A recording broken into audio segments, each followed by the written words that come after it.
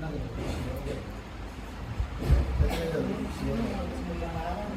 నక్షత్రములను మొత్తం మాటలతో తెలుసుకొనుటకు సాధ్యము కాదు. తారకము కుదురుటయము సులభము కానేరదు. తారక బ్రహ్మ విధాన పద్ధతిని తెలుసుకొన్న శాంత చిత్తులకు వారికి శాంభవి ముద్ర అభ్యాసము సిద్ధించును. ఆ క్రమము ఎట్టిదైన దృష్టిని అంతరములను వాక్యములను బ్రహ్మమాని లక్ష్యమునందు ఉంచి నిరంతరమును అభ్యసించుచున్న ఎడల శాంభవి ముద్ర ఎగును. నీవు ఇతరమును కోరగా దీనిని సత్తని ఎరువును అనగా కన్నులు మూయటయును తెరచుటయము లేని దృష్టిచే లక్ష్యమును వీక్షించుటయే శాంభవి ముద్ర ఎనబడును. నిరంతరమును సకల జీవులను చూచునట్టి చూపునందు పరమాత్మ ప్రకాశించును. నిరంతరమును సకల జీవులను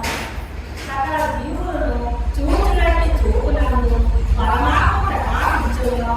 దుష్ట వ్యాపారములను మాని చిత్తము మనస్సునందు చేసి ఆ చూపులో వెలుగునట్టి వెలుగును చూడుము.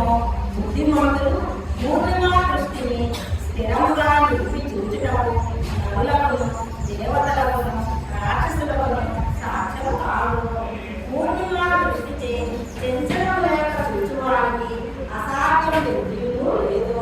కాబట్టి పూర్ణిమా దృష్టిని ఏకాగ్రముగా చేసి సావధానముగా చూసిన పరమాత్మ ఆనందము ప్రకటమగును.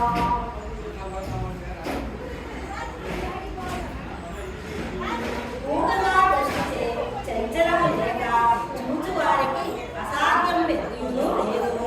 కాబట్టి పూర్ణిమా దృష్టిని ఏకాగ్రము చేసి సావధానముగా చూసిన ఎడల పరమాత్మానందము ప్రబలమగును.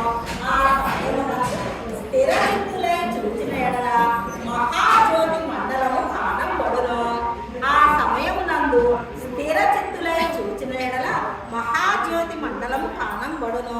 ఆ తరువాత కంటికి ఎదురుగా బ్రహ్మాకారమైన మహాప్రకాశము గోచరించును.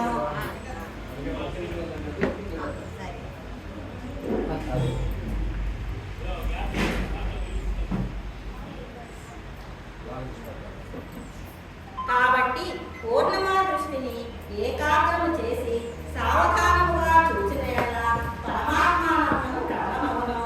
ఆ సమయమునందు స్థిర చిత్తులై చూచిన ఎడల మహాజ్యోతి మండలము కానంబడును. ఆ తరువాత కంటికి ఎదురుగా బ్రహ్మాకారమైన మహాప్రకాశము గోచరించును. బ్రహ్మ జ్ఞానులైన వారు దీనినే నిశ్చల చిత్తులై వీక్షించును.